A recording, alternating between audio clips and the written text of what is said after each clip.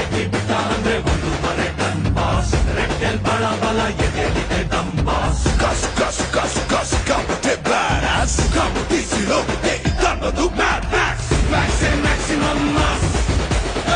ಮಾಸಲ್ಲಿ ಮಾಸಿಗೆ ಬಾಸ್